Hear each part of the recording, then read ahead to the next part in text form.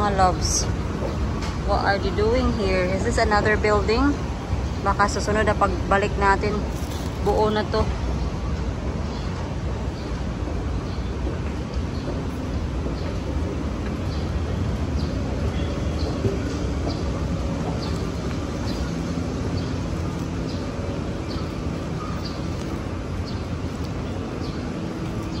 Nakaka-lonely talaga pag wala kang kasama.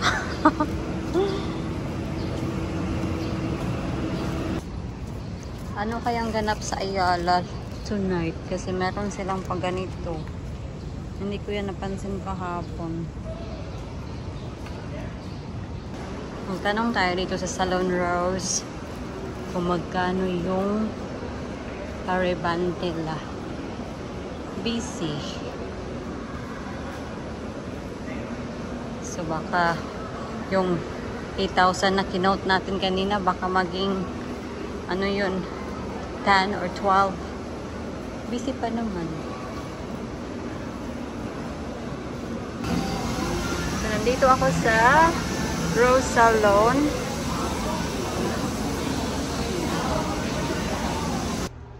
So nasa hotel na ako and yan, nagpariban tayo mga loves. So yan. Thank you.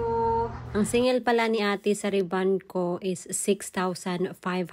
So, medyo mura kumpara sa previous na kinote sa akin which is 8,000 pesos. Yes, it's a big money but minsan ko lang to ginagawa sa sarili ko mga palangga. Like, this is like the first time after 10 years kung magpariban. Kaya, deserve ko naman to. Kahit medyo may kamahalan. Tapos, ang nabayaran ko talaga in total is 8,050 dahil nabudol ako ni ate ng treatment. Yan, hair oil. Tapos, ang isa din sa nagustuhan ko kay ate, sobrang friendly niya. Like, nung nilapitan niya ako na, at then binigyan niya ako ng price, like, she's really, the way her body language and the way she spoke is, sobrang friendly. Unlike nung first one talaga, tinignan niya yung buhok ko, tapos nag-walk away siya, sabi niya, 10,000. Like, yun ba? Parang, ay, okay, kung magbibigay ka ng price, be positive sa price mo, or be friendly, kasi it really changes sa, like, kahit na mahal, kung friendly ka, parang nakakapag-persuade siya ng attitude pa. You know what I mean? But yeah, thanks ate. I'm so happy. Makintab na ulit yung buhok ko and nagmukha ng tao ba? Tatawagan ko lang yung ate ko and my family. So, nilinisan na din nila yung aking room. Nagsampay ako dito ng mga loves. Ay, malapit na matuyo yung socks ko. Yeah, thank you for cleaning the room. Yan. So, I'm still waiting for Ate Liza. Nagmamadali nga ako kasi akala ko nandoon na siya sa lobby ba naghihintay. Kasi, of course, wala siyang keycard. Tapos, wala akong signal talaga while I was out kasi walang wifi. So, magdi-dinner kami ni Ate Liza dito sa hotel. Ang sasarap naman ng mga ensaymada nila, oy. Let's go na, ate. Let's go na.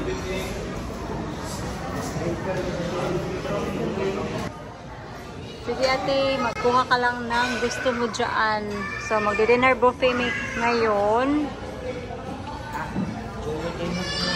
Thank you so much. Busy. Yan, busy siya.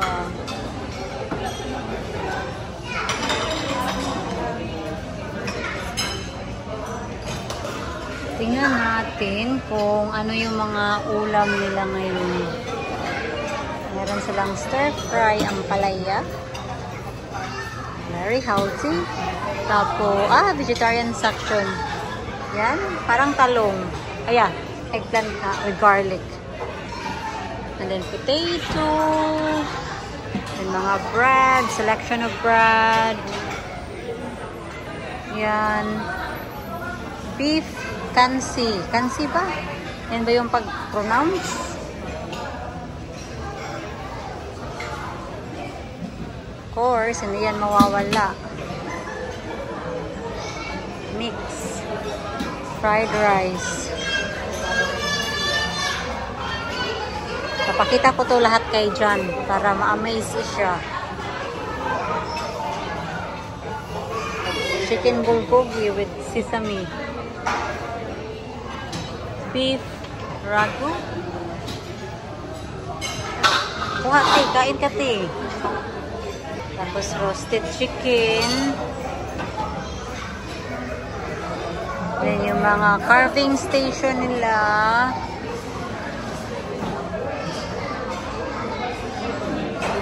Smells good. Pork chorizo. Chicharon. Pata humba.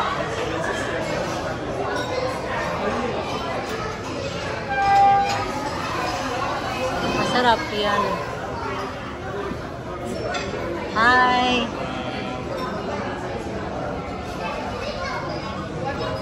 Good evening. Mga noodle bar. Tapos mga ano nila dito, oh, mga grilled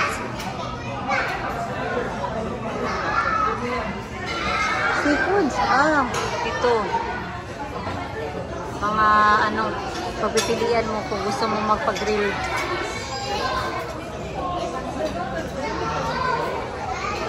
Meron din silang pizza station. Ang dami, ha? Tapos, ano to? Mga toppings. Datong toppings. Yan.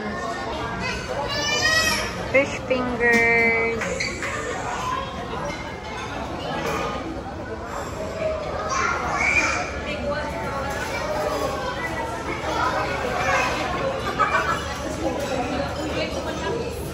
Ano to? Sopa siguro yan ba? May sopa ulit sila. Mga tempura.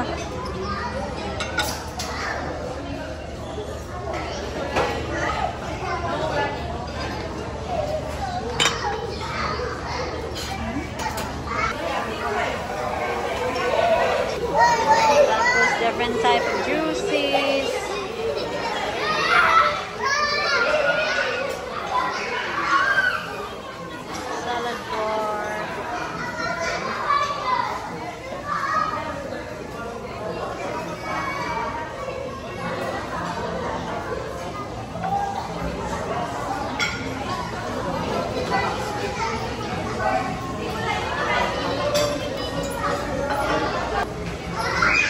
May mga tusok-tusok din sila dito na dinidip sa tsokolate.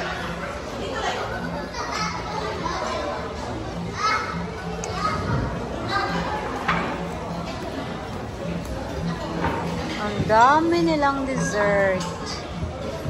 As in, I need to tell Ate Liza na to try everything. Kasi pumupunta talaga siya sa ano,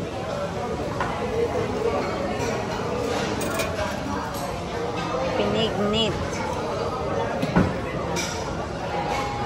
Mabibingka, kasaba, turon, maha blanca. Yan. Bread and butter pudding. That looks good actually. Feeling ko yan yung ano, ginawa nila kaninang umaga. Na nilagay lang as a bread and butter.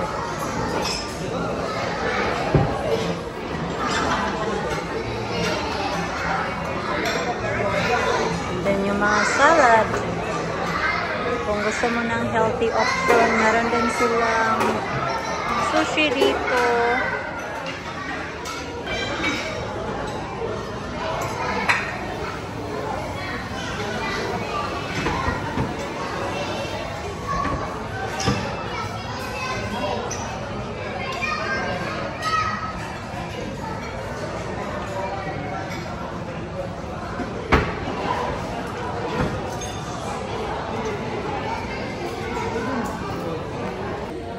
Ate Liza, oh, tingnan nyo naman, oh. Diretso siya. Dito talaga, sabi ko, ang dami pa kaya. Ang daming pagpipilian. May mga, konti na yung mga sushi. Kaya ba? Ato lang. Ay, kakuan. Ulaw. Balik-balik yun. Naghanag kaon. Aron, get our money back. Hindi naman money back. Money is worth. Diba?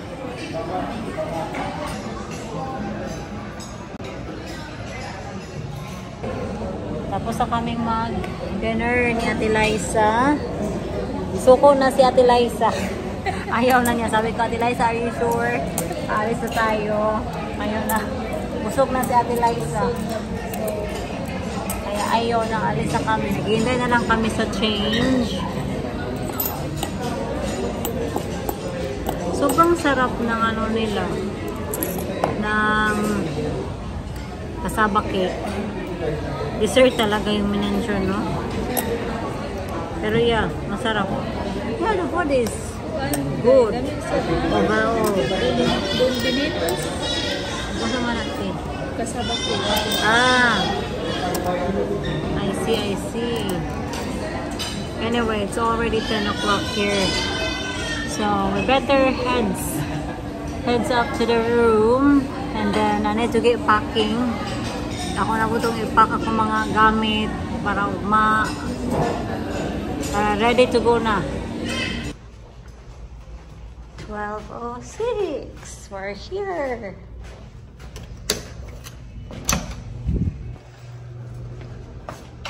Di na kasi tugnog because we turn off the aircon. Anyway, we're gonna lock the door, get ready, and I'll see you tomorrow, mga loves. Hello, good morning. It's early morning for me, so I'm leaving Plus Hotel now. So 2:15 pa lang ngayon. Si Ate Liza nandoon pa siya sa room. Mag-check out siya later on. Matatawag na lang sila ng taxi. So, nandito na ako sa airport. Kakadating ko lang. So, this is a bit different for me kasi hindi ako Usamis this time. Pupunta ako sa Cagayan to visit my sister first and then before going home to Usamis.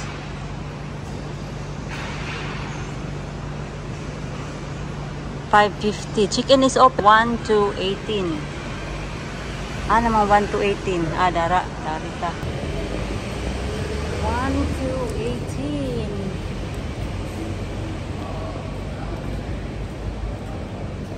So warm. So I need to call Ate Liza para hindi siya maglala sa akin before ako mag-check-in. Ano na ilahang? Saan dito yung Mana exchange. Before ako mag-check-in, pupunta lang ako sa money changer. And then, mag-check-in na tayo. Sabi ng nakausap ko, straight lang daw dito. Let's hurry up. Kasi baka maiwanan na tayo kasi check-in is open na.